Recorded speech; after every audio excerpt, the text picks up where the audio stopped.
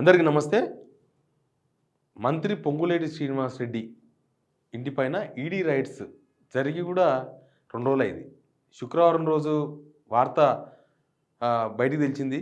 శనివారం నాడు rides కొనసాగినా media ఆ వార్తను బయటకు పెట్టలేదు. ఇప్పటి వరకు ఈడీ కూడా అఫీషియల్‌గా వాళ్ళ ఇంటి దగ్గర నుంచి ఏం తీసుకుపోయినరు, ఏం దొరికింది చెప్పలేదు. కాకపోతే అక్కడ జరిగిన సీన్ అదంతా కూడా మనకంతా తెలుసు. కౌంటింగ్ మిషన్స్ లోపలికెళ్ళడం 3 మిషన్స్ రాత్రంతా డబ్బులు లెక్కబెట్టిర్రంట. మరుసటి రోజు పొద్దుగాల కూడా డబ్బులు లెక్కబెట్టిర్రంట. తర్వాత కొన్ని బ్యాగులు తీసుకుపోయారంట ఈడీ వాళ్ళు. కొన్ని కంప్యూటర్ సంబంధించిన హార్డ్ డిస్క్‌లు అవన్నీ కూడా తీసుకుపోయారంట. ఏదేదో జరిగింది. కానీ ఇప్పటి వరకు అసలు ఒక మంత్రి పైన, అది కూడా ఒక రెవెన్యూ శాఖ మంత్రి, ఇక్కడ పొంగులేటి శ్రీనివాసరెడ్డి ఏదో కాంగ్రెస్‌ల గాంధీ భవన్‌లో కూర్చునే వ్యక్తి కాదు కదా! ఆయన ఒక మంత్రి, రాష్ట్ర మంత్రి ఇంటి పైన ఈడీ రైడ్స్ అయితే ఈ ప్రభుత్వానికి బాధ్యత లేదా?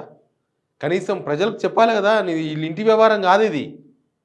ఇది ఇంటి వ్యవహారం కాదు. ఇది వాచీల వ్యవహారం, గోచీల వ్యవహారం కాదు. వాచీల వ్యవహారం ఏముంటది? 60 కోట్లో, 70 కోట్లో ఉండొచ్చు కాక, ఒకవేళ వాళ్ళు అనుకున్న లెక్క ప్రకారం ఒక వాచ్ 7 కోట్ల రూపాయలైతే, ఒక 10 వాచ్‌లైతే 7 కోట్ల వాచ్‌లైతాయి. ఆ 7 కోట్లు పెట్టి వాచ్‌లు కూడా ఏందో కూడా మనకు తెలవదు. ఆ సుఖం ఏందో కూడా మనకు తెలవదు. 7 కోట్లు పెడితే మనలాంటోళ్ళమైతే తరతరాలు బతుకుతాయి. మరి ఆయన ఒక వాచ్ 7 కోట్లు పెట్టి కొన్నాడంట. అట్లాంటివి ఎన్ని వాచ్‌లు కొన్నాడో తెలవదు. సరే, డబ్బున్నోంది రాజ్యం, డబ్బున్నోనికి ఇట్లాంటివి లెక్క కాదు. కానీ ఈ 7 కోట్లు ప్లస్ 10 వాచ్‌లు కొన్నా 70 కోట్ల రూపాయలైతాయి. ఈ 70 కోట్ల రూపాయల వాచ్‌ల వ్యవహారం కూడా కాదు ఇది. ఇదొక పొలిటికల్ వ్యవహారం. 70 కోట్లు అయితే వాచ్‌లు కొన్నాడు అయిపోయింది. అయితే గీతే ట్యాక్స్ ఏస్తారు. అయితే గీతే దానికి ఫైన్ ఏస్తారు. ట్యాక్సులు కట్టుకుంటాడు. ఆయన ట్యాక్స్ కట్టడానికి కేసే కదా! వాచ్ కొనడం తప్పు కాదు. వాచ్ కొనడం తప్పు కాదు. వాచ్ కొంటారు. కానీ దానికి ట్యాక్స్ కట్టలేదని కదా! సెస్ కట్టకుండా తీసుకొచ్చారని కదా! దానికి ట్యాక్స్ కడతారు. దానికి అవసరమైతే డబుల్ ట్యాక్స్ చేస్తారు. 100 కట్టగారు 200 కట్టమంటారు. ఆ కేసు కాదు ఇది. ఇది ఇంకా బలమైన కేసు. ఇది ఒక పొలిటికల్ కేసు. ఇది పొంగులేటి ఇంట్లో 100 కోట్ల రూపాయలు దొరికిన వార్త దావానలాగా బయటకు వచ్చింది కదా! 1400 కోట్ల రూపాయలు వాళ్ళ కొడుకు సంపాదించినాడు. అసలు వాళ్ళ కొడుకు వార్త కూడా కాదు ఇది. ఈయన వార్తనే. వాళ్ళ కొడుకు 1400 కోట్లు ఎడికెళ్ళి సంపాదిస్తాడు. ఈయన వార్తనే. హర్షారెడ్డి ఆయన కొడుకు పేరు. రాఘవ కన్స్ట్రక్షన్స్ వాళ్ళ పేరు. వాళ్ళ కంపెనీ పేరు. రాఘవ కన్స్ట్రక్షన్స్‌కు ఇక్కడ పాలమూరు రంగారెడ్డి దానిలో ఒక ప్రాజెక్టు, తర్వాత అక్కడ నారాయణ కొడంగల్ ఒక ప్యాకేజు, ఇక్కడ చూస్తే ఎస్ఎల్బీసీలో ఇంకొక ప్యాకేజు, ఇంకా దానిలో బినామీలు ఏమున్నారో, బినామీల పేర్ల మీద ఇంకేమేమి కంపెనీలు ఉన్నావో, డొల్ల కంపెనీలు 2, 3 ఉన్నాయంటున్నారు. అసలు ఇక్కడ నుంచి 4 రాష్ట్రాలకు ఎలక్షన్స్‌కు డబ్బులు పంపే ప్రయత్నం నడుస్తుంది. అందుకే ఈడీ వాళ్ళు వచ్చారని ఒక చర్చ నడుస్తుంది. అసలు సప్పుడే లేదు. ముఖ్యమంత్రి రేవంత్ రెడ్డి మాట్లాడతలేడు. సహచార మంత్రులు మాకేం తెలియదు అన్నట్టు చూస్తున్నారు. మాకేం తెలుసు అన్నట్టున్నారు. పరిశాన్ అంతా పొంగులేటికే ఉన్నది. పొంగులేటి ఏడ కనిపించినా ముఖంలో రక్తం సుక్క లేదు. చిన్న వార్త ఏదో వచ్చిర్రు పోయిర్రు. కనీసం పొంగులేటి శ్రీనివాసరెడ్డి వాళ్ళ ఇంట్లో ఈడీ రైట్స్ అయితే కనీసం ఇప్పటిదాకా మీడియాకు మాట్లాడలేదు తెలుసా? అట్లే ఉంటుందా? మీ ఇంట్లో ఏమీ లేవు, మీరు నీతిమంతులు, ఓకే, మీ బిజినెస్ అంతా వైట్ పేపర్, మీ కొడుకు ఇంకా బుద్ధిమంతుడు, మీరు బుద్ధిమంతులు, మీ బిజినెస్ అంతా బుద్ధిమంతుల వ్యవహారం మీదంతా. అసలు కాంగ్రెసే పెద్ద బుద్ధిమంతుల ఫ్యామిలీ. బయటకు వచ్చి మాట్లాడచ్చు కదా మరి. ఈడీ రైట్స్ అయిపోయి 2 డేస్ అయింది. నా ఇంట్లో ఏం లేదు, ఏముంది, నా ఇంట్లో ఏం జరగలేదు చెప్పొచ్చు కదా. పొంగులేటి శ్రీనివాసరెడ్డి మాట్లాడతలేడు. ఆయన రైట్ హ్యాండ్, ఈయన రైట్ హ్యాండ్, రైట్ తోడ, ఆ తోడ, ఈ తోడ, మా అన్ని ఒకటే తోడాలని చెప్పుకునే రేవంత్ రెడ్డి గారు మాట్లాడతలేరు. ఆయన ముఖ్యమంత్రి, ఆయన ప్రభుత్వంలో, ఆయన క్యాబినెట్లో ఉన్న మంత్రి. ఆయన తప్పు చేసిండు అంటే బర్తరఫ్ చేయాల్సి వస్తుంది. లేకపోతే ఇద్దరు కలిసి తప్పు చేశారంటే హైకమాండ్కు ఇక్కడ నుంచి రిపోర్ట్ ఇచ్చింది తెలుసా? పొంగులేటి శ్రీనివాసరెడ్డి వ్యవహారం మీద హైకమాండ్కు రిపోర్ట్ ఇచ్చారు. ఈడీ రైట్స్ అయినాయి, ఇదంతా పొలిటికల్ వ్యవహారం. ఇక్కడ బీజేపీలు కాంగ్రెస్ ఏమో కలిసే వ్యవహారం నడిపిస్తున్నారు. చూస్తలేరు? ఇక్కడ జనమంతా కూడా మా ఇల్లు కూలగొడుతుర్రు, మా పానాలు పోతున్నాయి, మా రక్తమాంసాలు అమ్మి కట్టుకున్న ఇల్లు కూలగొడుతుర్రు అని చెప్పి వాళ్ళు ఆందోళన చేస్తుంటే ఈ డైవర్షన్ పాలిటిక్స్ పెట్టుకున్నారు. ఇందిరా పార్క్ కాడ రైతుల ఇష్యూ మీద ఇప్పుడు కాదు, మొన్న ఎప్పుడో చేయాల్సిండే. రైతుల ఇష్యూ చేయాల్సిండే. రుణమాఫీ చాలా ఇష్యూస్ వచ్చినాయి, ఏం చేయలే. రేవంత్ రెడ్డిని డైరెక్ట్గా ఒక్క మాట కూడా అనలేకపోతారు బీజేపీ వాళ్ళు. అది నేను తర్వాత చెప్తాను. నేను ఆ కాన్సెప్ట్లో పోదాము. ఇక్కడ పొంగులేటి శ్రీనివాసరెడ్డి కాన్సెప్ట్లోకి వద్దాం. పొంగులేటి శ్రీనివాసరెడ్డి ఇంటిపైన ఈడీ రైట్స్ అయినాయి కదా. కాంగ్రెస్ పార్టీ ప్రెసిడెంటు తెలిసో తెలియకనో ఒక మాట అన్నాడు. ఎవరు? మహేష్ కుమార్ గౌడ్. ఇదంతా కూడా కుట్రపూరితంగా చేసిండ్రు. ఇదంతా బీజేపీ వాళ్ళు పొలిటికల్ ప్లాన్ అని తెలుసో తెలియకనో ఫస్ట్ డే అన్నాడు. తర్వాత సప్లై చేస్తలేడు ఆయన కూడా. చెప్పినట్టున్నారు మాట్లాడొద్దని. అసలు ఎవరి ట్రాప్‌లో ఎవరున్నారు? ఎవరి ట్రాప్‌లోకి ఎవరు తీసుకుపోతున్నారు వీళ్ళను? ప్రజలకు సమాధానం చెప్పాలి. స్వామి మీరు మాట్లాడుకోడు కాదు. మీరు హైకమాండ్‌కు కంప్లెయింట్ ఇచ్చుడు, లేతే హైకమాండ్‌కి ఏదో 3 పేజీల లేఖ రాసుడు, హైకమాండ్‌కి ఇక్కడంతా బానే ఉంది. మేమందరం మేము మిగతా వాళ్ళంతా ఈ ఈడీ రైట్స్ చేపిస్తారనుకున్నోళ్ళు అన్నందరం మేము కలిసే ఉన్నామని మీరు చెప్పుకోడు కాదు. మీరు చెప్పాల్సింది జనాలకు.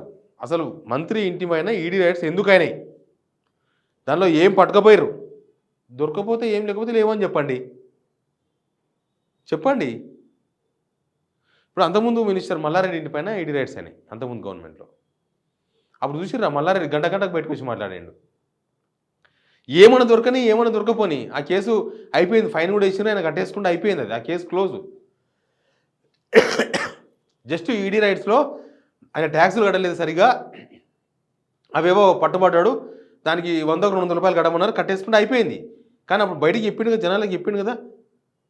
అంత దోసుక తింటాడు, అంత కబ్జాలు చేస్తాడని మీరందరూ మనమందరం అనుకుంటున్నా మల్లారెడ్డి ఓపెన్‌గా బయటకు వచ్చి జనాలకు చెప్పేసిండే మా ఇంట్లో ఏముంది చూసుకోమని పోవా. మరి పొంగులేటి శ్రీనివాసరెడ్డి ఎందుకు చెప్పాడు? ఆయన మంత్రే కదా, ఆయన కూడా జనాల డబ్బులే కదా శాలరీలు.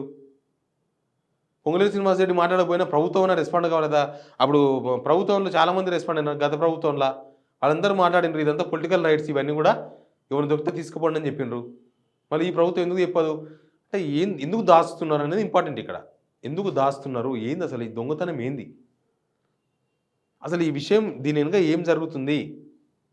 1450 కోట్ల రూపాయలు సంపాదించడం ఏంది? దానిలో 650 కోట్ల రూపాయలు, 750 కోట్ల రూపాయలు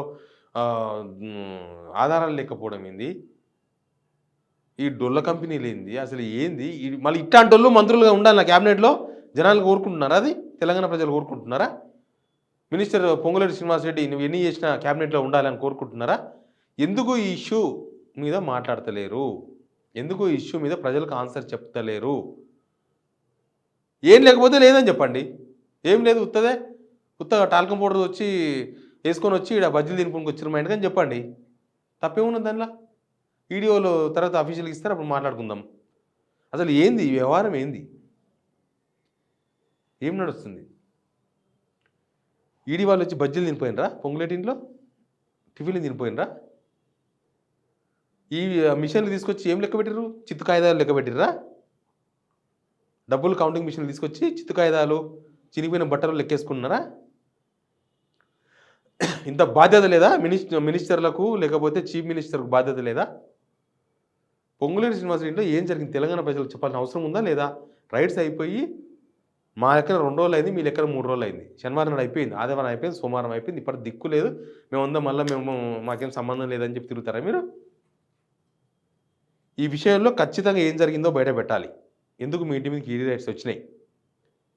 ఎక్కడ మీరు దొంగతనం చేసిండ్రు? ఈడీ ఉత్తగేం రాదు, ఇంత ఉంటుంది. దాని వెనుక ఇంకా మిగతా మసాలా అంతా వాళ్ళు అంటిస్తారు. వాళ్ళకి ఎక్కువ దగ్గర థ్రెడ్ కొంచెం ఉంటుంది. థ్రెడ్ కొంచెం తాడు పట్టుకుని వస్తారు. ఏ కేసు అయినా అంతే ఉంటుంది, కొంచెం స్మెల్ ఉంటుంది. దానిలో మన పాత్ర ఎంత ఉందనేది ఇంపార్టెంట్. తాడు ఉందా, బింది ఉందా, గిన్నె ఉందా అనేది ఇంపార్టెంట్. ఇప్పుడు ఈ విషయంలో పొంగులేటి శ్రీనివాసరెడ్డి లేకపోతే చీఫ్ మినిస్టరో గవర్నమెంట్ రెస్పాండ్ కాకపోతే దాని వెనుక ఏంటంటే ఏదో పెద్ద కుంభకోణం జరిగినట్టుగా మనం భావించాల్సి వస్తుంది. మనం అట్లే అనుకోవాలి. తెలంగాణ ప్రజలకు సమాధానం చెప్పాలి. మీకు అందరికి పదవులు ఇచ్చింది తెలంగాణ ప్రజలు, దోసుక తింది కాదు. ఖచ్చితంగా మీరు క్లారిటీ ఇవ్వాలి. అసలు ఎన్ని పైసలు దొరికినావో, ఎన్ని కంపెనీలు 4 రాష్ట్రాల ఎలక్షన్స్కు డబ్బులు పంపడానికి ప్రయత్నం చేసిండ్రా? అక్కడ ఎలక్షన్ జరుగుతుంది కదా, హర్యానా, ఢిల్లీ, మహారాష్ట్ర, జార్ఖండ్కి. తెలంగాణ ప్రజల సొమ్ము నాటికి పంపాలనుకున్నారా? అక్కడ దొరికిపోయారా మీరు? తెలంగాణ ప్రజలకే దిక్కు లేదు. మీరు ఇచ్చే 2000 రూపాయల పెన్షనే ఇయ్యలే, ఫీ రీయింబర్స్మెంట్ లేదు, నిరుద్యోగ భృతి లేదు. అవేంటివి? 200 యూనిట్ల కరెంటు ఫ్రీ. లోక్సభ ఎలక్షన్స్ అయిపోగానే సగం మందికి బంద్ అయిపోయినాయి. సిలిండర్ల డబ్బులు పడతలేవు. సెంట్రల్కి వెళ్ళి వచ్చి 40 రూపాయలే పడుతున్నాయి. స్టేట్ గవర్నమెంట్ డబ్బులు పడతలేవు. మళ్ళీ స్టార్ట్ అయింది. ఏమీ లేవు, మొత్తం పోయినాయి. మరి మీరు డబ్బులు ఊడ్చి ఇక్కడ మా జనాల కష్టాన్ని ఊడ్చి మీ ప్రభుత్వం మీ పార్టీకి పంపించుకుంటున్నారా? ఢిల్లీకి పంపించుకుంటున్నారా? అక్కడ దొరికిపోయారా? మీరు ఏంది అసలు? ఏం జరిగింది? ఈడీ వాళ్ళు ముందు బయట పెట్టారనుకో, మీరు దొంగలనే జనం అర్థం చేసుకోవాల్సి వస్తుంది. ముందు మీరు బయట పెడితే అప్పుడు దాంట్లో కొంత క్లారిటీ వస్తుంది. ఈడీ బయటపెట్టిన దాకా మీరేం పెట్టకపోతే దానికి అర్థం ఏందంటే వ్యవహారం ఉన్నట్టు లెక్క. చూద్దాం ఏం జరుగుతుంది. ఈడీ ముందు బయట పెడతదా? వీళ్ళు ముందు బయట పెడతారా? Please subscribe signal TV.